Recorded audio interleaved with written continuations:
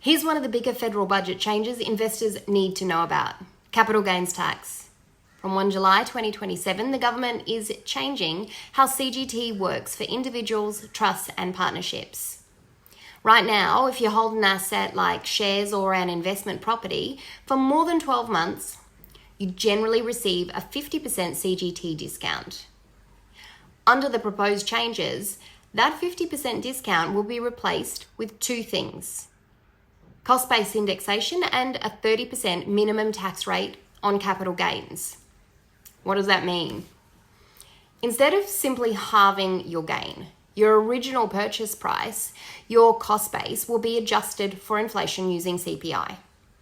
This means only your real gain above inflation is taxed. For example, if you bought shares for $100 and sold them 5 years later for $125, your actual gain is $25. But after inflation indexation, your adjusted cost base might be $113, meaning your taxable gain is only $12 instead of $25, which maybe sounds okay, but here's the catch. A new minimum 30% tax rate will apply to those capital gains. It means even if your normal marginal tax rate would have been lower, you may still pay at least 30% tax on that gain. It's especially important for retirees, investors, and people planning to sell assets in lower income years to reduce tax.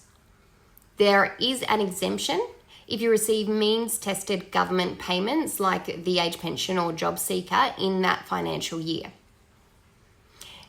Importantly, superannuation funds are not impacted by these changes. Your family home also remains fully exempt. And small business CGT concessions remain unchanged. There's also a carve-out for new residential property builds, where investors may still be able to choose the current 50% discount instead. For existing assets owned before 1 July 2027, there are transitional rules. You won't lose the current rules on past growth. Only future gains from that date onward will fall under the new system.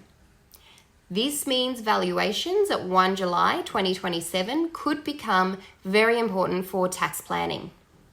The key takeaway: this could significantly change the after-tax outcome of selling investment properties, shares, and other growth assets. Timing, ownership structure, and retirement planning will matter even more. This one is definitely one to plan ahead for, not to react later.